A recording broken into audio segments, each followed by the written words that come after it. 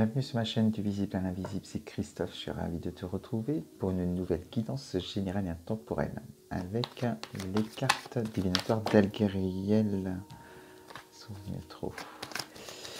Alors, quel message tu dois recevoir? On va le voir ensemble. J'espère que tu vas bien, que tu as passé une belle journée. Alors, quel message pour toi?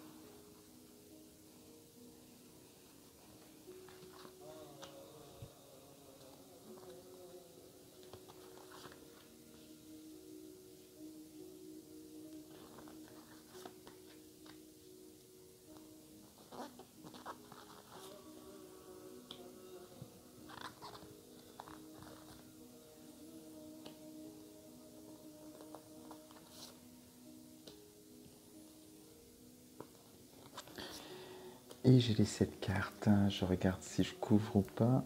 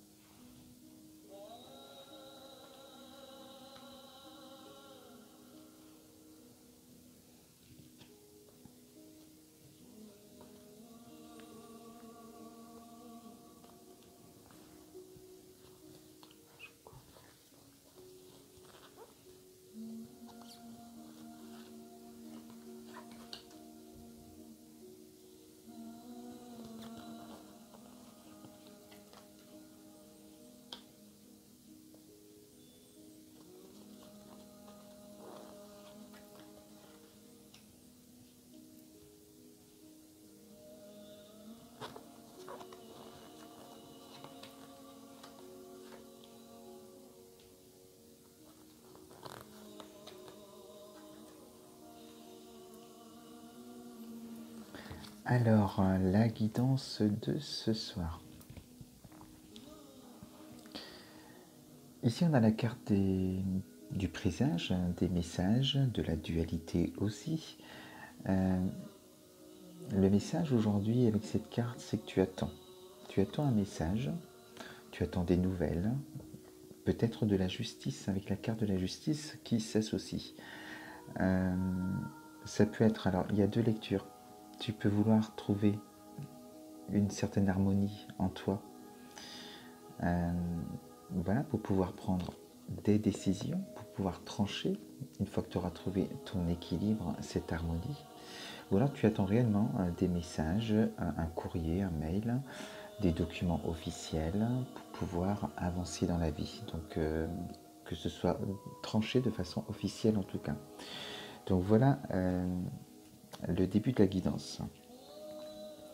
Pourquoi t'attends ces nouvelles officielles? Pour changer quelque chose dans ta vie? Pour peut-être une indépendance avec ce chat qui nous montre que il regarde devant, il va vers son nouveau chemin. Et vers où il va? Il va vers ce chemin qu'on voit là, où on est vraiment là dans l'éveil spirituel. On s'élève sur le plan des vibrations. Et ce n'est pas si simple, hein. On voit qu'il y a des marches, hein, les unes après les autres. Et les unes après... Ouais, si, c'est bon, je crois que j'ai fait une connerie. Et on voit que ici, voilà, c'est assez sombre, hein. C'est surtout au début, quand on veut prendre sa liberté. C'est difficile au début parce qu'on a ces peurs, on a ces barrages en nous qui nous empêchent, parce que c'est l'inconnu, on ne sait pas vers où on va. Renforcé par cette carte donc de la chouette qui nous montre aussi que c'est l'inconnu, là on parle du monde invisible aussi, de ce qu'on ne voit pas, de ce qu'on ne sait pas.